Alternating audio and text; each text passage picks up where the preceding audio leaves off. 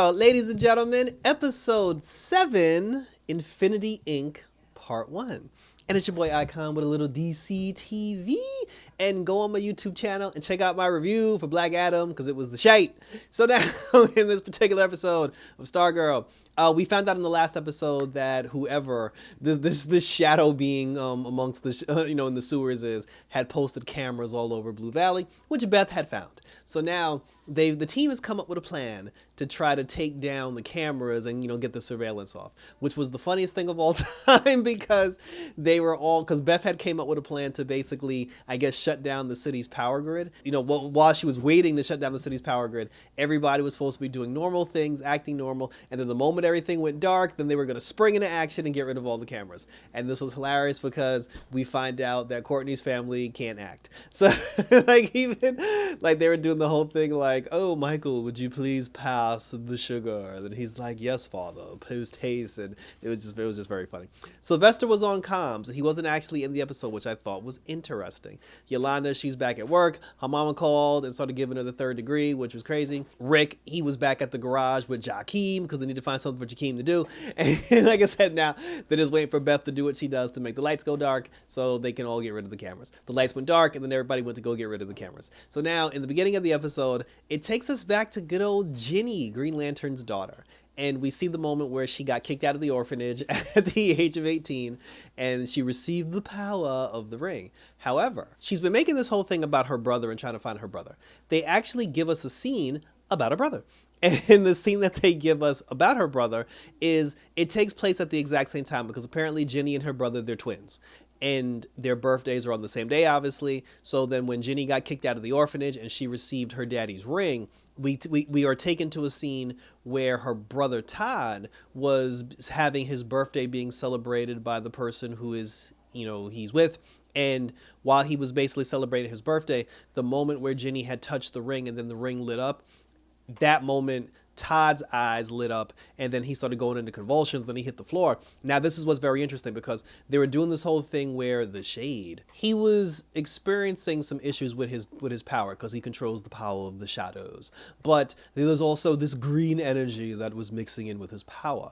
We saw that in last season when Ginny and Beth were at the school, some of the darkness, like some of the Shade power got into the Green Lantern ring.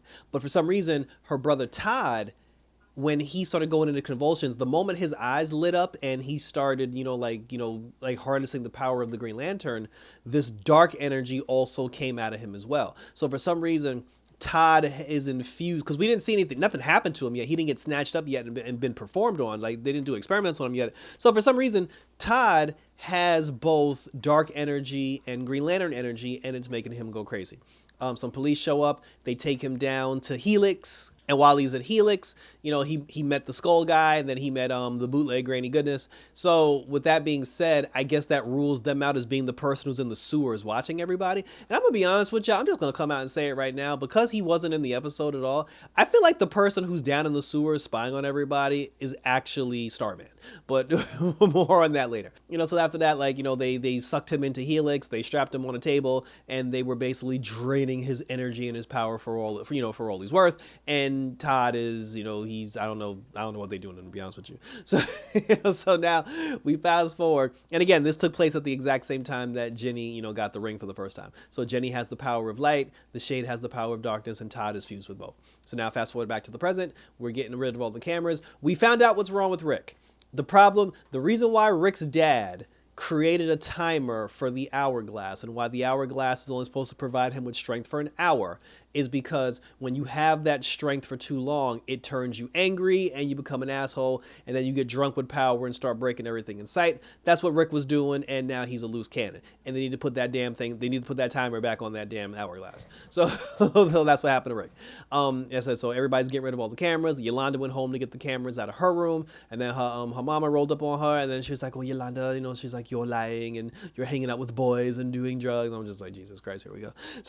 So and then kudos to Yolanda because she finally got to a point where, because her mom been getting on my nerves since season 1, and she finally got to a point where she told her mom, she was like, "Look, I ain't do nothing wrong.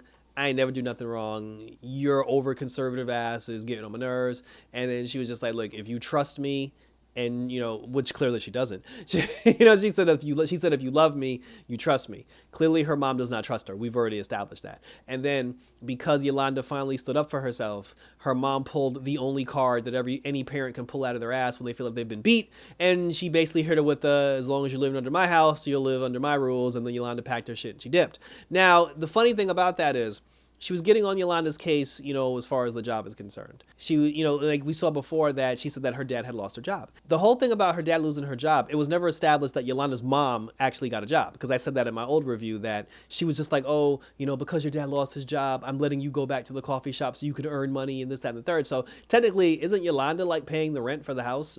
Like, isn't Yolanda paying the mortgage? Because her mama ain't got no job. Like, it was never, like her mom never said, oh, honey, until your father gets a job, you and I are going to continue, to hold it down for the family. She never said that. She made Yolanda get a job, so I'm under the impression that they're dipping into her daddy's savings to pay the rent, and Yolanda's just helping out any way that she can. So with that being said, if Yolanda is actually helping out around the house, there's no way hell her mom should be able to kick her out of her house, because technically Yolanda's paying for that house. So, but she left. And because obviously, you don't want to be in a house with a person like that anyway. So she left, she goes to Courtney's house, and then she does the whole, I know Courtney and I aren't talking. And I'm like, well, whose fault is that? But she's just like, I have nowhere else to go. And I kind of wish Courtney was there to answer that door, because it would have been funny as fuck. Like, it would have been very hilarious if when Yolanda showed up with the bags, she'd have just slammed the door in her face and dipped. I actually would have laughed if that would happen. But, obviously Barbara, welcomed her in with open arms, and she was crying and everything. So now she's living, but see, but that makes sense though, because since she's going to be living at the Whitmore house now, it makes sense in the sense of, I think from a show standpoint, they're getting tired of coming up with excuses for Yolanda to sneak out the house. So it just makes more sense to just have her live with Courtney, so this way no one's going to question where she's going at night, because Barbara already knows about the whole superheroism. So that makes perfect sense. So then after that, while everybody was getting all the cameras and everything, they go all over the city, then the Shade returned. He came out of nowhere. He rolled up on Courtney and Pat, and he was like, oh dear girl. He was like, I need your help post haste. And then he snatched up Courtney and took her through the shadows, and then Pat followed. When they go through the shadows, they're at Helix headquarters. They're in the basement. And then the Shade was just like, oh, there's been something wrong with my power. And, he's just like, oh, there's someone that's disrupting my power, and it's the most vile creature known to man that I can't stand, and then everything. And then when he turns the corner, we find out the person that the Shade got beef with is Ginny. So sweet little innocent Ginny, for some reason, has beef with the Shade. And because Ginny, is portrayed as, the perfect person that tries to help and tries to do all these other things and is as sweet as toast and sugar jam, it is hilarious that the Shade, who is the complete opposite, because he's a sarcastic son of a bitch and he throws the shade. The two of them teaming up, they said that they've actually been teaming up for 3 or 4 days or about a week. And I'm like, damn, I wish I could have seen that, because that would have made good television. And then she's, they're telling the story about how he was just like, oh, ever since the power of darkness got into this child's ring, it's been disrupting my own power and blah, blah, blah. But I don't think it was really Ginny that was doing that 100%.